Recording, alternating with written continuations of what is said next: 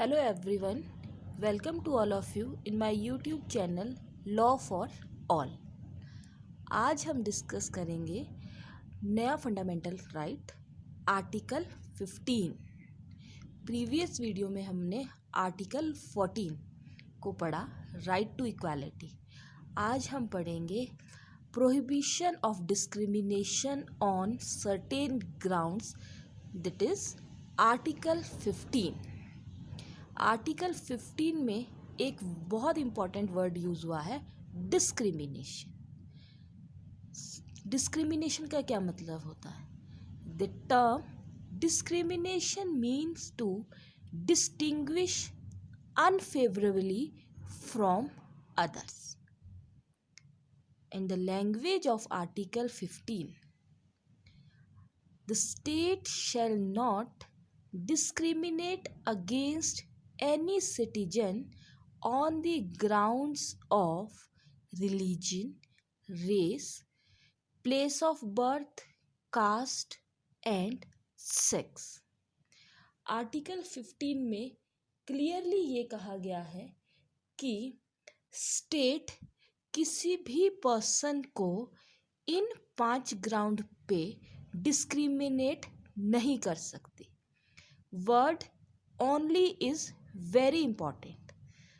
The use of the word only indicate that discrimination on other ground is not prohibited।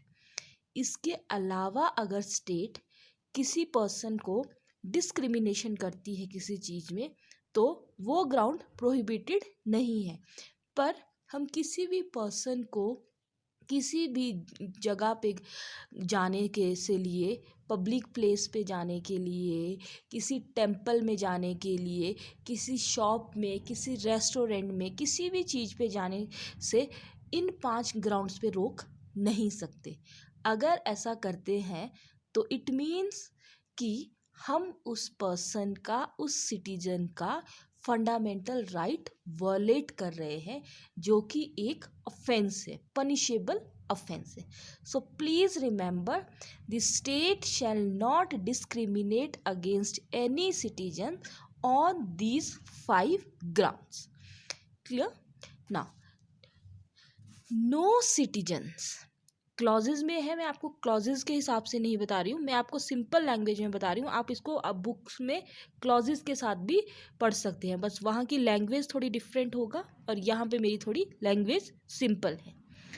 No citizen shall on the ground only of religion, race, caste, sex, place of birth और any of them be subjected to any disability, liability, restriction or conditions with regard to access to shop, public restaurants, hotels, place of public entertainment।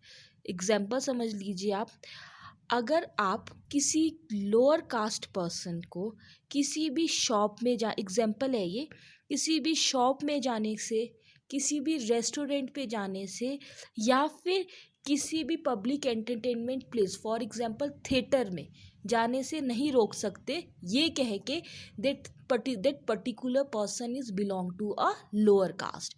इन सारे public places में person चाहे किसी भी religion का हो, caste का हो, sex whether male female, even now third gender भी हो गया है, हम उनको कहीं पे भी प्रोहिबिट नहीं कर सकते, नहीं रोक सकते। क्लियर?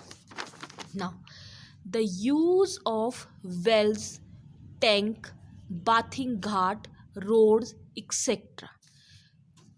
क्लियर? कहीं पे भी हम किसी पर्सन को उसके bathing ghat, for example Ganga ghat, Ganga में हम किसी भी पर्सन को ये कह के नहीं रोक सकते कि आप उस घाट पे दर्शन नहीं करेंगे, आप वहाँ पे जाके स्नान नहीं कर सकेंगे, आप उस तीर्थ स्थान पर नहीं कर जा सकते कि you are belonging to a particular religion, you are belonging to a particular sex, particular caste, ये अगर कोई पर्सन इस तरह का काम करता है, इट मीन्स वो उस पर्सन का फंडामेंटल राइट को वायलेट कर रहा है. Okay, now there are certain exception to this general rules of non discrimination. इन सब के अलावा भी आर्टिकल 15 में कुछ एक्सेप्शंस हैं, क्लियर, जहाँ पे डिस्क्रिमिनेशन को हो सकता है, but that type of a discrimination is very in a positive manner. First, the state is permitted to make any special provision for women and children. We know that these two categories, that is female and children, both are a weaker section of a society. Societies इन दोनों sections का बहुत ज़्यादा exploit करती है.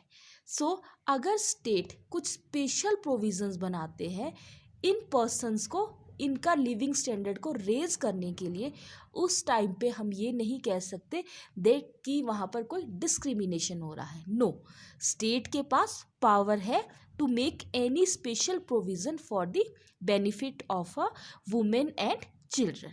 Clear? Now second is the state is permitted to make any special provision for scheduled caste and scheduled tribes. As we know, हमें पता है earlier time से ही schedule caste and schedule tribes are very weaker section of our society. Now if the state and government makes any valuable provisions for the benefit of these two sections of a society, it means there is no discrimination. तो हम उसको discrimination की category में नहीं रखेंगे क्योंकि ये article 15 की एक्सेप्शंस है.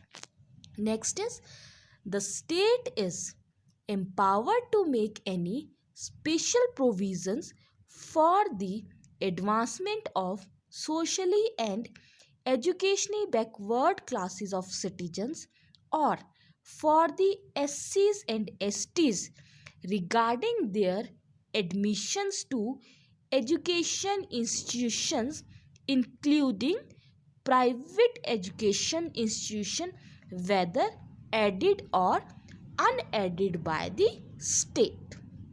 Now अगर स्टेट कोई स्पेशल प्रोविजंस बनाती है SC और ST के स्टूडेंट्स के लिए एजुकेशन से रिलेटेड, तो वहाँ पर हम ये नहीं कह सकते, वहाँ पर आपकी लोअर हायर कास्ट के बच्चे ये नहीं कह सकते कि वहाँ पे कोई डिस्क्रिमिनेशन हुआ है. नो, और ये प्रोविजंस बेनिफिट मिलता है बच्चों को even a private educational institutions में भी हमारा ये प्रोविजंस SC और ST को बेनिफिट देता है. Clear? Now so these are the very important section or provisions of our article 15. One thing is remember that except the minority educational institution article 30 clause 1, ये जो provisions है last वाला, ये minority education institutions में apply नहीं होगा. वो हम आर्टिकल 29 और 30 में पढ़ेंगे. अभी आप सिर्फ इतना सा रिमेंबर रखिए, याद रखें कि minority education institution is exception. So thank you so much. In our next video we will discuss about article 16 and 17. Thank you.